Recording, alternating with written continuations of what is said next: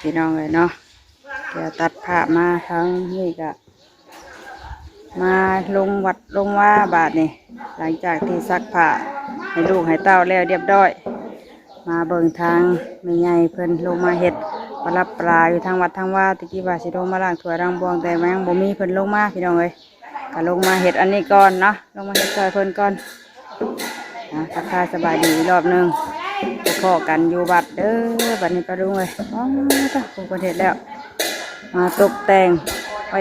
อวดอยู่ทางวัดทางว่าเฮาเนาะงามมีเดียวพี่น้องเอ้ยนี่หมักใหม่อยู่น้ำปลาเอามาเฮ็ดให้มันเป็นน้อยเป็นห่วงนี่ก็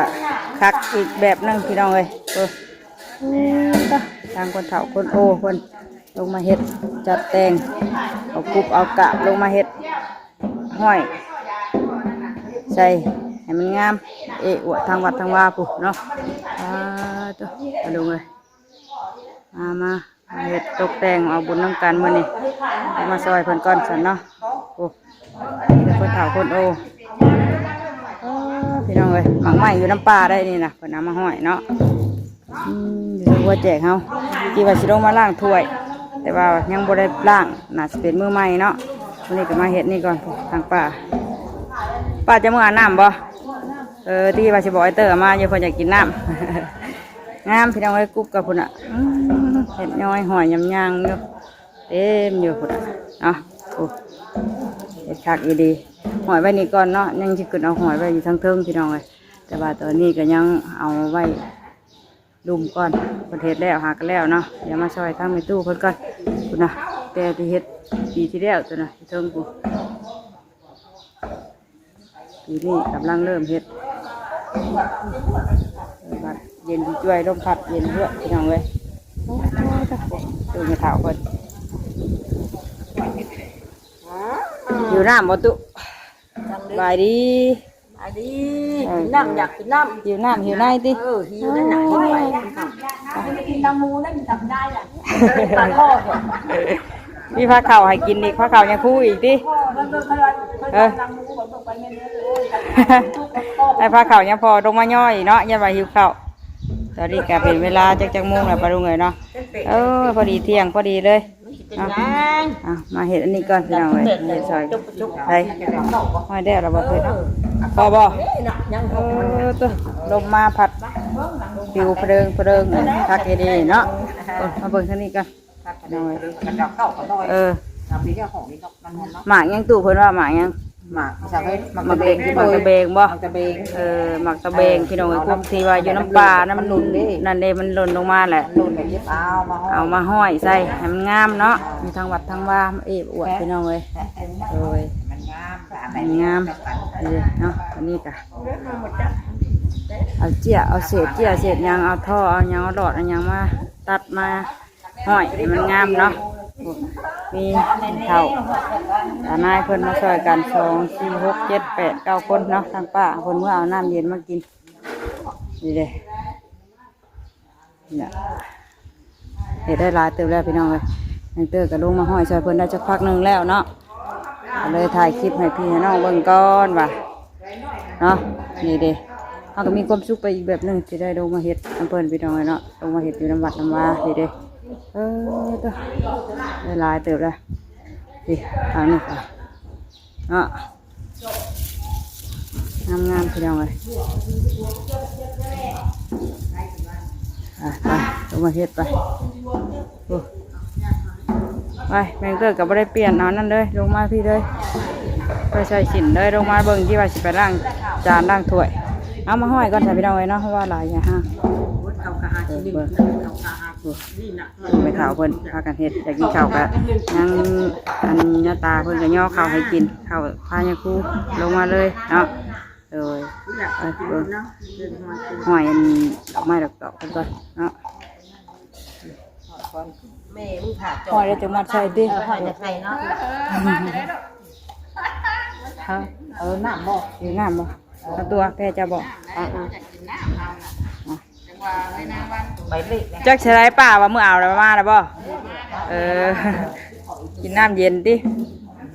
ใครดอกมันล่มอยู่มันนี่เนาะบ่ฮ้อนปานใดว่านี่ห้อนเอ้ามันนี่ใครอยู่ มีลมมีอันนั้นแน่พี่น้องเอ้ยเนาะเบิ่งสันห้อยน้ำเพิ่นก่อนเนาะ นี่ก็มาเรียกข้าวเขากินบ่โอเคครับนั่งนี่นั่งกินที่บ่ไม่กินบ่ นั่นแหละ บ่บ่ได้เดินน่ะบ่เฮือนครัวเลย บ้านนั่งก็ได้ ดีเด้อพี่น้อง nó hơi đến điện là nó điện cháo mà nào mai cái này anh điện với này anh chị nó mặt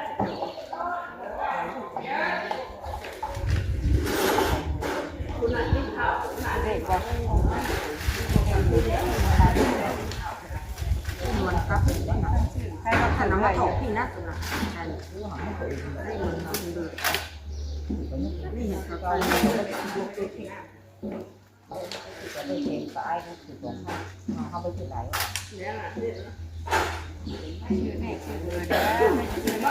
do má nó cũng khảo còn hơi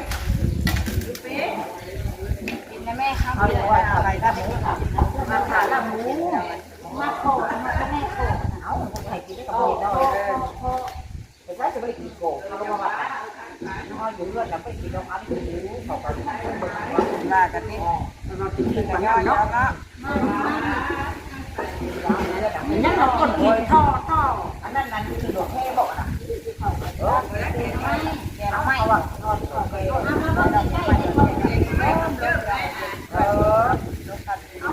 ่นแล้วอร่อยอยู่ตาไปงาไปว่าอันนี้เป็นแล้วคือว่าแกมาไม่ว่าดอกแค่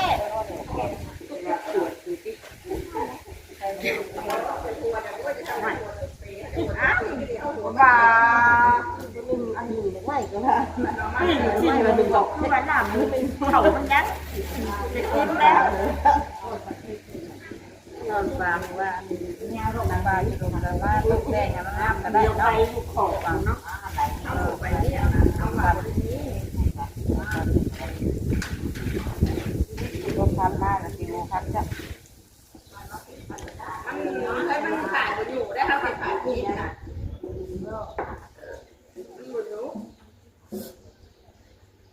เอานั่งนี่นั่งหลานอ่ะ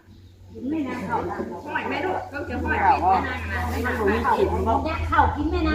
เข่าก้อนใช้เข็มให้มันกินเข่าต้องยักเลยเข่าบ่มี ก็ข่าวบ่สิยกมาให้เด้อน่ะ เอากินนักเขาขึ้นมามันเป็น ข้าวกินอยู่ค่ะ เรื่องเฮียนน่ะสิ แต่มันเฮ็ดได้เลยเขาเฮ็ด เป็นว่านะ เป็นเว้ย เขา น่ะเฮ็ด เป็นแม่ดีหน่อย เฮ็ดกันนี่หน่อย น้อยเขาเฮียนเขาให้เป็นแล้ว เคยเขา เอาเล็กนะกินนี่จะป่านก็ใช่ เขา ไหม เฮ็ดบัด cho mẹ แกงงอยเราไปได้ทำกินแล้ว cho là mẹ choเป็นมั้งเล่น cho mẹของตาตัวตัวเนี่ยเอามากิน เอาบ่วงมาแน่นางให้ เขาได้เฮ็ดขอตลอดนั่นเอง ขอพี่น้อย ทำเพลงแล้วมันน่ะยอดมันว่าแต่ละรอบมันง่ายบ่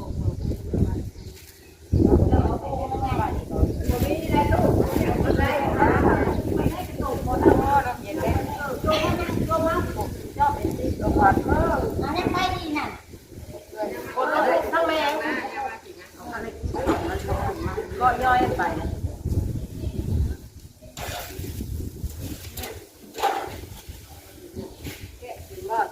เอาอันนั้นมันก้านมัน ถ้าอันนั้นนะถ้าอันนั้นแน่ ก้านหน่อยนี่แล้วเขาเขาไปขาดเลยนั่นนั่นเขาเลย มันน่ะว่ายังเจอ นี่ดูนี่เจ๊โลดง่ายโลดเอาเอาเนี่ยมา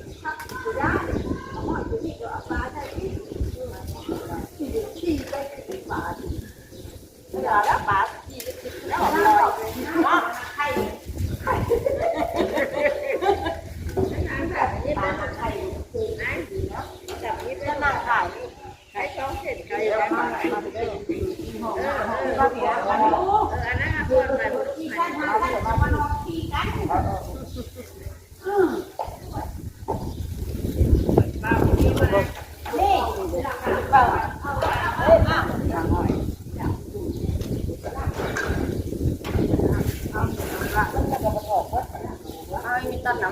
อันนี้เก็บไว้มือมือซื้อได้ตั้งใจใช่ใช่ใช่บ่ที่ถูกถูกตัวดีเป็นมาเป็นเรื่องไหนมาที่เราบอกให้เป็นมุกอยู่ที่ลูกให้เห็นก่อนแม่ก็ปล่อยมันก็มาทำกันปล่อยนี่คิดจะได้อยู่ว่าตัวนี่คิดจะได้ลูกได้ผัวอยู่ว่าสาวโอ้ได้ก็ได้ทำมันได้ลูกไม่ได้เอาหยอกไปตู้เพื่อนที่นั่งว้าวว้าวเล่นเมย์ตรงนั้นมันบ่ได้เกี่ยวไม่ใช่ดิเขาใหญ่แล้วเขาไปก็แล้วไม่น้อยเนาะทางกี่ดอกว่าเนี่ยมันห้อนนะฝนตกทางอื่นนะบ่สีเย็นมันลงคือวันเนี่ยแต่ญาติเนาะลมมันเนาะลงคือวันเป็นชาวบ้านเนาะวันนี่นะอะไรนี่เนาะเดี๋ยวตัวฮุบมองว่าไม่ต่างฮุบปวดมากมองสองหลังฮุบเขาเดียวต้องมาเพื่อปอกประกัน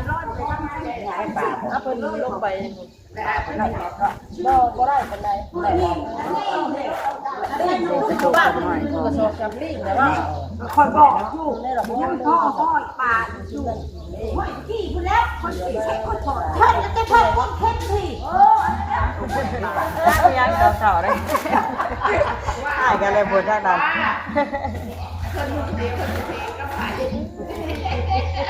ไม่ไผว่าของม่วนนะว่ากันน่ะอยู่ได้นี่เข้มขาเลยเข้มขาตาเลยปวดคอขี้หรอกขี้กันเอาตุ้มเสร็จก่อนเข้มเป็นขาตาอยู่เล็กกว่าแต่แค่นี้ผมเขาบอกอันนั้นเรามาเห็ดกินจ้ะไหนเวียนตู้เป็นเห็ดกินยากวะเอาน้องเรามาบอกมาเห็ดกิน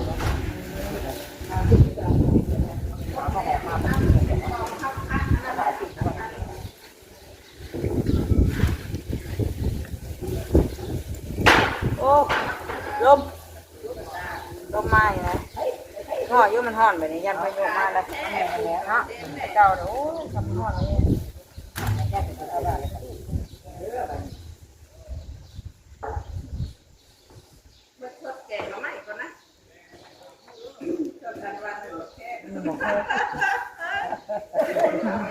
ตัวนัวใช่นางงูก้อนก้อนที่นี่เขาบอกว่านางงูก้อนเจ็บไปเลยนางงูมันต้องเปย์ก่อนเลยไม่วันจะขี่ใช่ไหมแค่เนี้ยโอ้ยมันจะใส่แบบเนาะโอ้ยมันไม่เนี่ยขอเชื่อแม่ไม่หาไม่เนาะก่อนที่เราเนาะเราจะคิดให้น้องบึง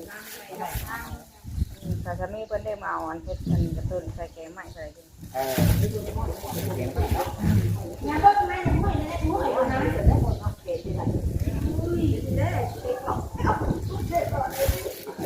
โอ้ยเราพูดไปก่อนเราไม่เช็ดไม่เอาเราเป็นนั่งบนนั่งเข่าเป็นไปมันไป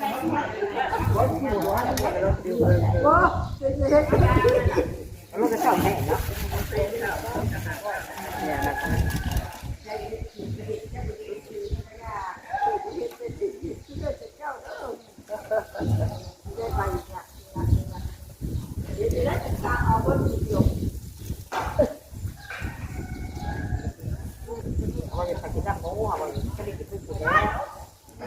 ติ่งทองขาดแต่ได้ที่นั่นอยู่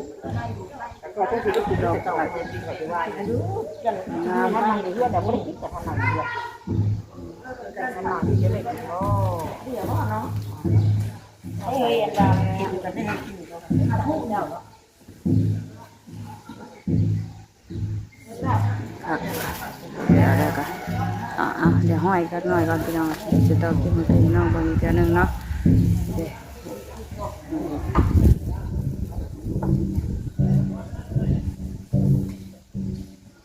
ผู้ชายคนมาเฮ็ดกองเนาะเฮ็ดกองตุ้มคนละปรุงยังแผนกผู้ชายทางนั้นพี่น้องเฮ็ด กองเห็ดข้องเห็ดกองเป็นกองตุ้มยิงเอามาห้อยอยู่ทางนี้ทางหัวแจกไป เรื่องตัวนึงเดือนนึงบ้างเราก็ถูกเราก็แก้เดี๋ยวก่อนจะนำมาห้อย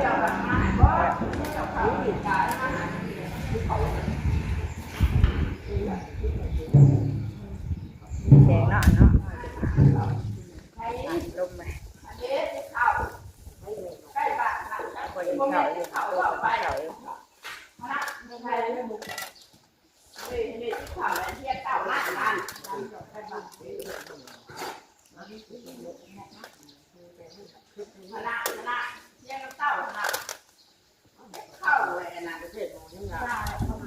ไม่น้ำตาลสาดแล้วมาตกแต่งงานงานมา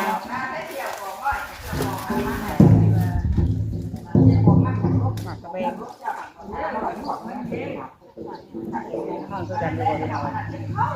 าเลยนะเอาเลยไปเลยห้องจำดูดีจ้ะเข่าเบิดเข่าบ่นะเข่าเนี่ยมาเบิดเข่าแล้วเมื่อเอาเพื่อนนะโอ้ลมมาใส่โชว์อันนี้ป่ะอากาศอย่างนั้นเนาะจากคนเป็นมาบ้านบ่มีใหม่ใส่เอ้าได้ยังว่าเอ๊ะมาใส่เชือกนี่เดี๋ยวก็ดีกันนะใช่ไรมันกล่องอยู่ในนั้นได้หัวแล้วไหมก็ได้ออกมาได้หน่อยกางามใส่อะไรอันตั้งใจดีได้โกงามเนาะ ตามัน บ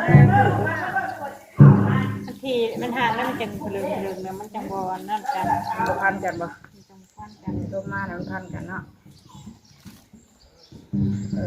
แล้วตัวนี้ลงมานี่พี่น้องเนาะตกแต่งเอากันมีทางหลังก็จะทำบ่แล้วยังลาเติบแล้วก็ห้อยอยู่ได้เข็มกว่าบอล เก็บไปเลย เห็นบ่ เบิดแล้วมันน่ะเบิดแล้วเสือ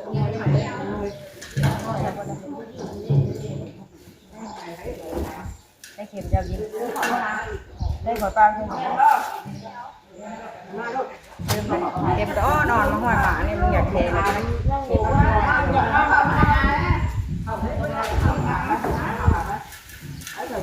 กินข้าวกับย่อให้กินเลยนะให้พอย่อลงมาให้เลยเป็นนายครูเลยลมเย็นเด้ลมอู้กินได้ไหมนะเวลาลมพัดแล้วงามสำหรับคุณอ่ะพัดกี่ดอกอ่ะคือเราเนาะ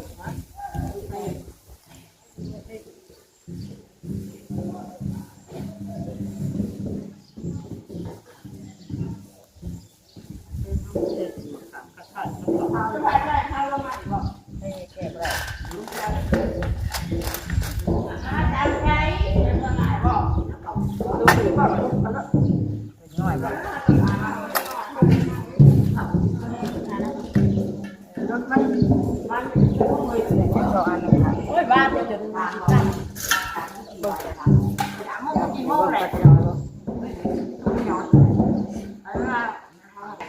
ไอ้แก้ไปใช้ถูกว่าคุณได้เดี๋ยวจัดใส่คนขนาด ตัวใดมันแล้วเลยติตัวใดมันแล้วก็ผูกไว้พ่นก่อนเนาะขอได้บ่มันขอได้ยังไม่แล้วตัวนี่ตัวนี้งามปะผักบงใหญ่เนาะอยากมืดโอ้ยตีกองตุ่มอยากมืดเลยโทรศัพท์กับพี่น้องเลยได้บ่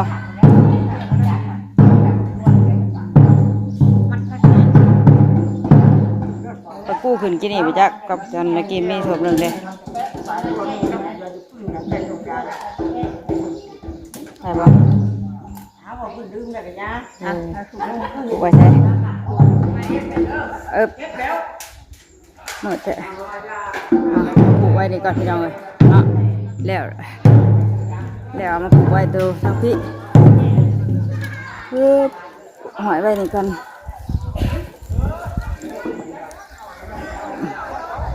แล้วเห็ดแล้วเขาก็มามัดไว้เดี๋ยวจึงไปให้เพิ่นเอาขึ้นเทิงพุ่นแหละเนาะให้ผู้ชายหรือว่าศิริวัตรเพิ่นขึ้นห้อยไว้เทิงห้อยอยู่เทิงอันนี้เขาก็เอามาไว้ที่เห็ดแล้วเอามาไว้ทางลมก่อนแล้วก็จังเก็บไว้เนาะยังหลายเติบอยู่เดี๋ยวห้อยแล้วก่อนเดี๋ยวสิอันนั้นถ่ายให้เบิ่งอีกนี่เลยเนาะสิพี่น้องเอ้ยอันนี้เอาหมักไม้มาจากธรรมชาติอยู่ในป่าอันนี้มา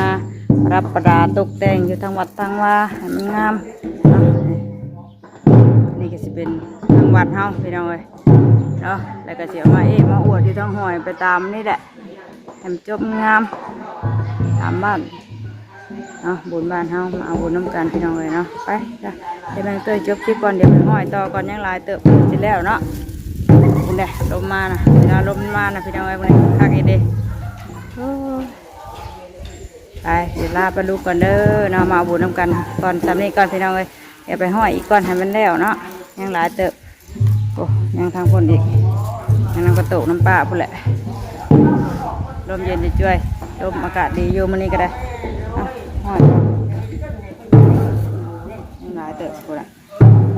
หลายคนช่วยกันคนละไม้คนละมือคนละเห็ดหนึ่งคนละเห็ดอันหนึ่งก็แล้วเนาะทางผู้ชายก็เห็ดแผนกหนึ่งอันนั้นก็ได้ทั้งคล้องทั้งกองพุ่นไปทั้งคนเอาก็เห็ดทั้งห้อยดอกไม้ดอกตอกเนาะลูกหลานเพิ่นมาสองกองลาไปลุงแล้วสวัสดีเด้อทุกคนชอบกันคลิปน่ะคลิปนี้มาเอาบุญน้ำกัน